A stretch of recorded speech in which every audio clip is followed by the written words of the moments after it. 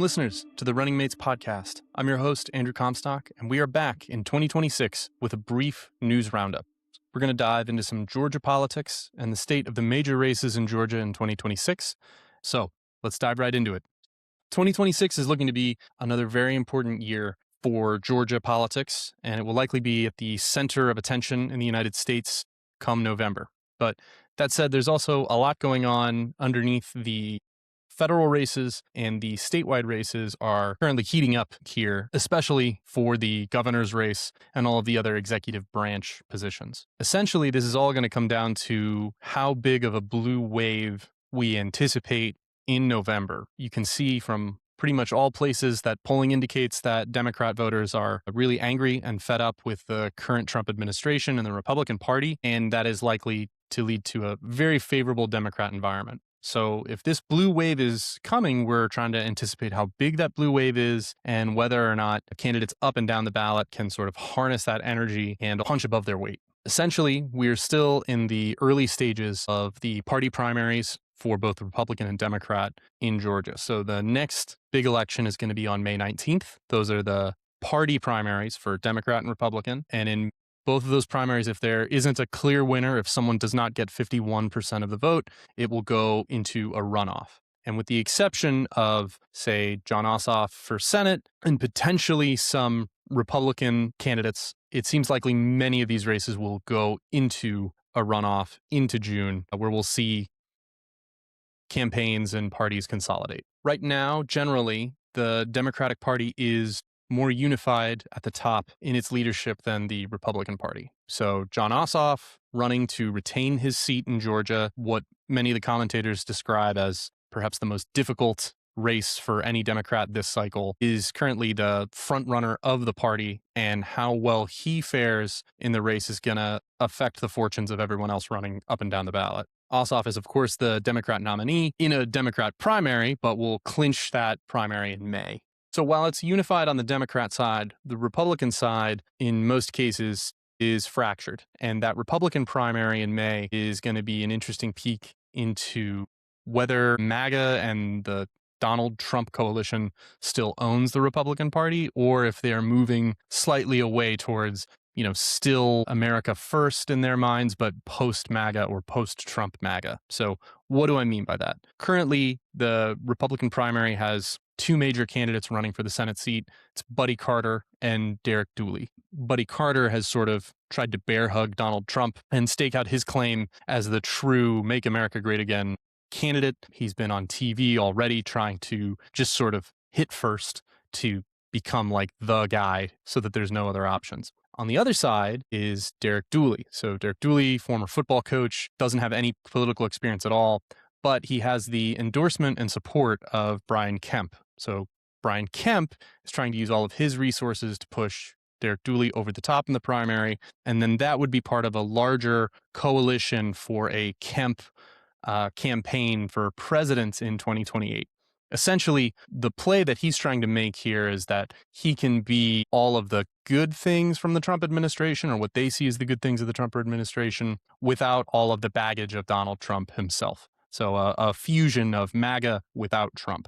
Now, whether or not that is even possible is a separate question, and I don't think it is, but that is currently the playbook that Kemp and Dooley are aiming for. Now, while most commentators are saying that this is going to be the most difficult race for Democrats, the most difficult Senate race, et cetera, I actually think John Ossoff has a really good chance to win this race. And I wouldn't say it's a sure thing, but if you look at how the Republicans are split on these issues, how there's a lack of motivation among Republican voters in all of these special elections, Donald Trump's not on the ballot in November, I would say John Ossoff has pretty even to better chances of sailing through and clinching a win. And then on top of that, in the latest filings, John Ossoff has a war chest of over $25 million, which is the most of any candidate, I believe, currently running in any race, any Senate race, I should say. And for comparison, Buddy Carter currently has about $4 million cash on hand, and Derek Dooley only $2 million cash on hand. So we're talking about orders of magnitude more money that can be used once the primary cycle is over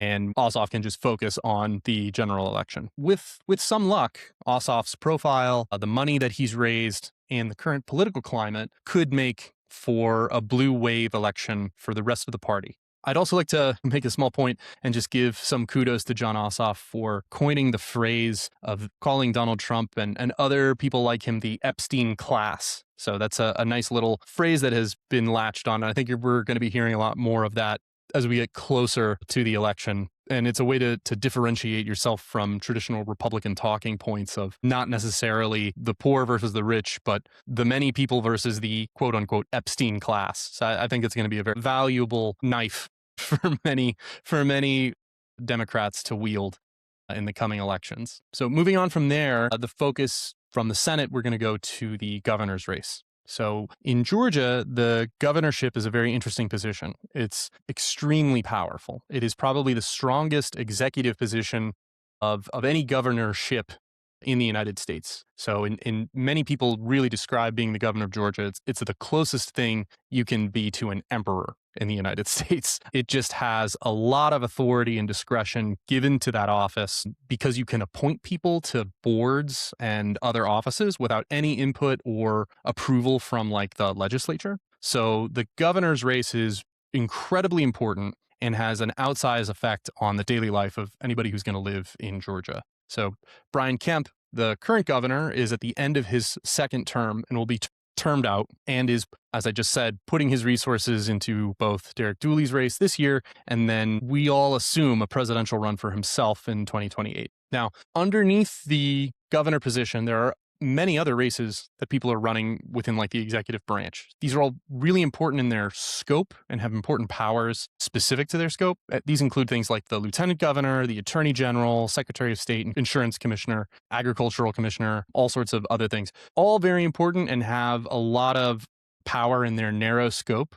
Specifically, the secretary of state, obviously very important in maintaining the integrity of the state elections. The lieutenant governor has a very important role in the legislature, similar to the vice president, where he is able to cast a vote in terms of a deadlock. The attorney general, very important in the agenda setting for the justice system in Georgia, especially if we're talking about ICE in Georgia. So Georgia has been very receptive to immigration enforcement. ICE agents are in Georgia. There's a detention center in Atlanta. Having a Democrat as the attorney general could be very important in helping or hindering ICE as they go about their business here. All that to say, it's very important. There are some very good candidates running for all of these positions, some very good Democrats who are working very hard in their campaigns. But much of this is reliant on how the Senate race shapes up and especially how the governor's race shapes up. So in the past, like over 20 years ago, there was some ticket splitting where you might have a Republican governor, a Democrat lieutenant governor, Republican Secretary of State, etc. But in modern times, that hasn't really happened all that much. Most people are going into the voting booth and then voting up and down on a straight ticket based on the top person running in the election year. So many of these candidates running for offices, both Republicans and Democrats, are depending on a wave election, either harnessing that wave election or bracing for it to win their particular race. And in terms of fundraising and campaigning, a lot of those elections are just going to be on a smaller scale compared to the really big campaigns for governor and Senate. And then, of course, underneath that, there is a slate of state House and state Senate seats that are up for grabs in 2026. Most of the time, those races are hyper local, and those candidates don't often raise a lot of money, and they can usually turn on like a knife's edge. Moreover, when it comes to the Georgia legislative elections, state House and state Senate both have become more and more Democratic over time, even including some of the Republican gerrymandering that occurred in 2020. So currently, Democrats need to add 10 seats to the state House and 6 seats to the Senate in order to flip the state, which when you think about how there's 180 state representatives and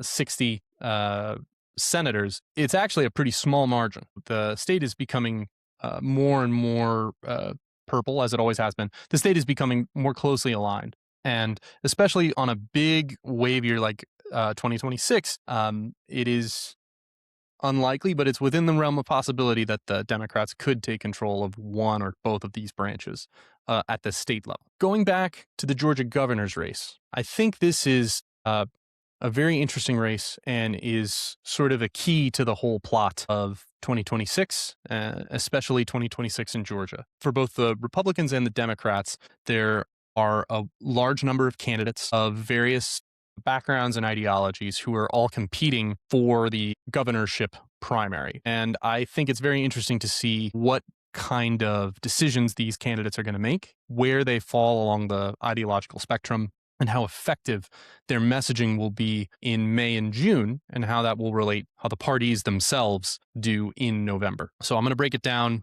with both parties, starting with the Democrats. So the Democrats have a pretty crowded field with interesting and different people. Probably the candidate with the most name recognition is Keisha Lance Bottoms. So she was the former mayor of Atlanta, and Michael Thurmond, the former CEO of DeKalb County, which is the highest county position in a major metro Atlanta county. We also have Jason Estevez, former state senator.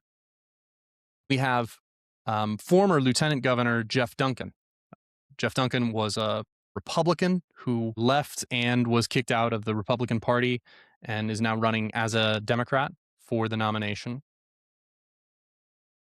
And we have Pastor Olu Brown and State Rep Derek Jackson running as well, although they're both sort of also rans. And until today, we had Ruah Rahman, a state rep who was running probably as the most progressive candidate in the field. So she suspended her campaign today due to poor fundraising and is going to pivot to run for a different state house seat in a relatively safe Democrat district. So as I said, there's many different candidates, but I think there's an interesting array of ideological orientation and disposition in this governor's race that are representative of the Democratic Party itself. So both left and right wings are represented, sort of, as they are in the larger party. And all of these candidates are facing the particular questions that every Democrat politician seems to be facing writ large. So, for instance, Keisha Lance Bottoms was the mayor of Atlanta. She chose not to run for re-election and joined the Biden White House. She's now come back and is running for governor, but she's sort of facing some of the similar questions that the Hillary Clinton campaign faced in 2016. So similar to Hillary Clinton in 2016, there's kind of a question of why she is running and how she intends to win this race, and also what she wants to do. Moving on, we have Jeff Duncan, former Republican. He's kind of like a never Trump Republican. So he had this big conversion moment, left the Republican Party, has changed his mind completely on abortion, on gun rights and access to guns, and on issues related to women's health care, and is running as a Democrat with the slogan that he's probably the most electable of anyone in the field. I think there is a grain of truth to that. He can say he would be able to capture the independent population here in Georgia if he had the base of the Democrats behind him. So he faces a very difficult primary race, but would probably have an easier general election. Michael Thurmond, the former CEO of DeKalb County, is a true success story of Atlanta and a historic member of the political community. He's done quite a lot in DeKalb County, and he's beloved in DeKalb County. However, he is also 72 years old and faces many of the same questions as other older politicians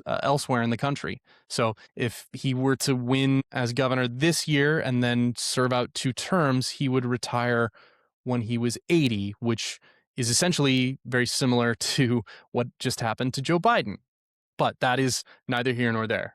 So Ruah Rahman, as I mentioned, was probably the most progressive, you could say maybe even sort of a Zoran-esque candidate in this race. Now that she's left, I think probably the most left-wing candidate would be Jason Estevez, based on some of the items he has proposed and things that he's discussed. It'll be interesting to see how that practical but progressive messaging lands with the voters of Georgia. And I also want to put a little caveat here that, here in Georgia, progressive is a little different than it is on the coasts. So in a way, it's actually very helpful for the Democrat Party in Georgia because there aren't the sort of internecine debates about Medicare for all versus whatever. It's can we get Georgia to accept Medicaid expansion? That's something that everyone agrees on. Now, after that, the day after that, for what kind of progressive proposal you want is a separate thing. Georgia is already kind of behind the ball in so many areas that whether you're a moderate or a progressive, you're going to have the same agenda once you come into office. Now, I think it's also important to keep in mind as you see these people maybe in your social media feeds, or if you get any mail from them or see them on TV, a lot of them are getting the same advice from the same kinds of political consultants. And more or less all of these candidates are running on essentially the same platform. So in general, they're all going to talk about their, successes and their backstory, and they are running on lowering the cost of living for Georgians, hoping to push for legislation to expand Medicaid in the state, lower healthcare costs for Georgians, and make housing more affordable. So those are kind of like the unifying themes of the Democratic Party, something that everyone can agree with, and they all have great ideas and great persuasive arguments for why they're better at implementing it than the other candidates. So it'll be interesting to see how that plays out in the election and who is able to break away from the pack in the primary. So like I said, it's more of a question of how persuasive they are. Now that said, the primary is fast approaching, and right now I haven't seen any of the candidates really break from the path, just as I said they should be trying to do so. My take on it is, unless there's a real knockout punch coming, or an upset, or a scandal, or a gaffe, or some kind of viral moment at a debate, more than likely, I believe it is going to be Keisha Lance Bottoms and Michael Thurmond are both going to become the top two vote getters in the May primary, and then it'll go to a June runoff. And I think in that case, Keisha Lance Bottoms, based on her name recognition as the mayor of Atlanta, being a little bit more well-known around the state of Georgia itself, is going to push her ahead in the primary runoff. It's possible that Jason Estevez could take the second seed here and could beat Michael Thurmond, but I would need to see him become much more aggressive in his campaigning. According to the latest campaign filings, really no candidate has raised all that much money on their own. So only Keisha Lance Bottoms and Jason Estevez raised over $1 million in their last filing. Estevez raised slightly more, but he's also been in the race much longer since he was like one of the first people to declare. But even then, with that much money, it might not be enough to craft a narrative that's going to separate yourself from the other candidates. And unfortunately, it's going to become name recognition alone. And that said, I think there's also a poison pill aspect to Keisha Lance Bottoms and Michael Thurmond's campaign, specifically because not only do you have sort of a Democrat and Republican divide within the state, but you have two people who are closely associated with Atlanta. Now, Atlanta is the biggest city in the state, 1 million people in a state of 10 million people. But if you're the mayor of Atlanta and you're running for the governor of Georgia, you're going to find that there's a lot of people who don't live in Atlanta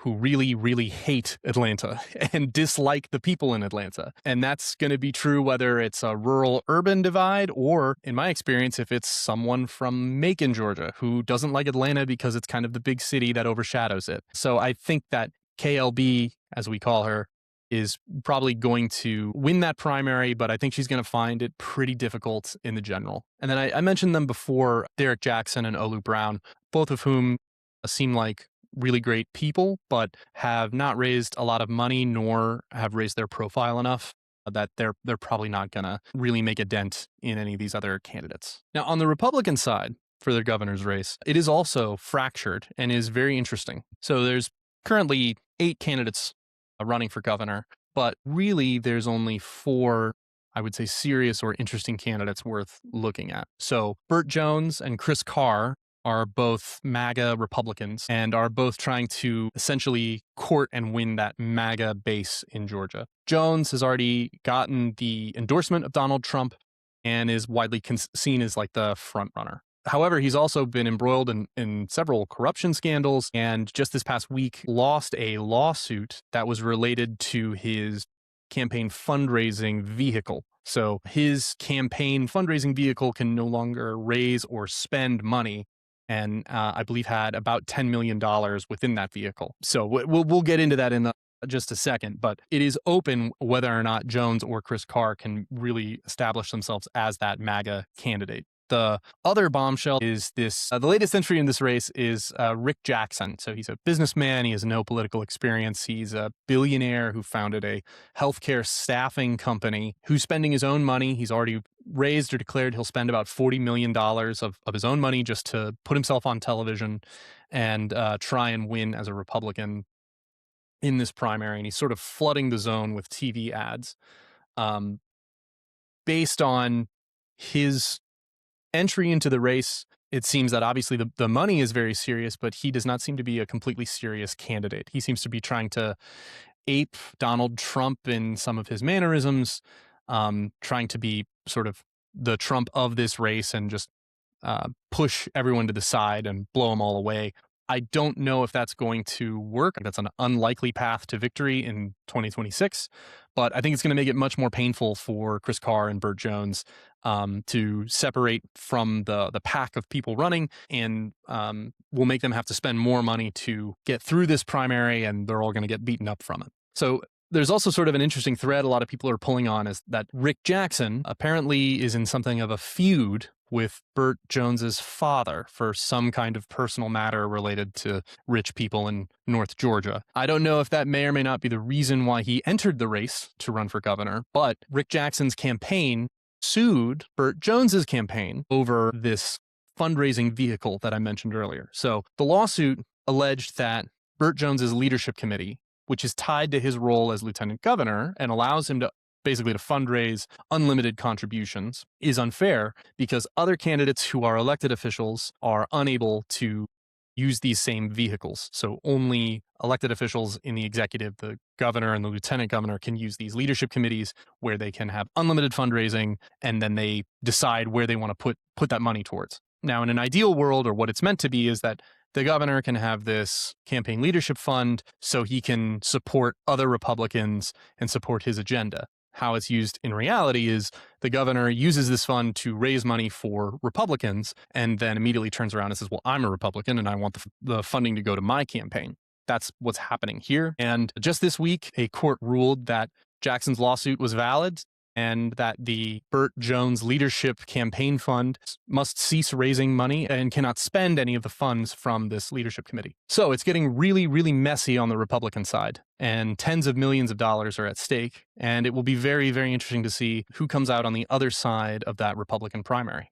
Final thing that I'd like to note that I think is very interesting is if you look at all of the polling for the Republican side, most of them have Burt Jones taking the lead now that he has Trump's endorsement. Rick Jackson seems to be rising and falling since he's relatively new to the race. But interestingly enough, Brad Raffensperger, the Republican Secretary of State, is showing actually a very strong third place in most of these polls. So Raffensperger, with between 10 and 15% in polling, is looking much stronger than Jeff Duncan in similar polling on the Democrat side. So I do think it shows that there does exist an anti-Trump or anti-MAGA Republican that's very small within the Republican Party, but exists within the electorate. Now, if Raffensperger, who's done some pretty good fundraising, can also separate himself from these other two candidates, especially if he can portray himself as being a very serious candidate where Burt Jones and Rick Jackson and Chris Carr are sort of foolish people, he also might be able to have a little runway. I think it's the same story that Jeff Duncan tells, which is if he can just get past the Republican primary, he's probably the most electable person in the state because he has both the Republican bona fides and integrity for the Republicans, and then he can also run on saying he stood up to Donald Trump to the Democrats. Georgia remains really the only state in the country where this type of Republican exists, this kind of Brian Kemp Republican who likes some of the things Donald Trump does, but does not wholly endorse everything that's going on. And at least, as I said, Brian Kemp is trying to make that a future path for the Republican Party. It'll be interesting to see how that plays out.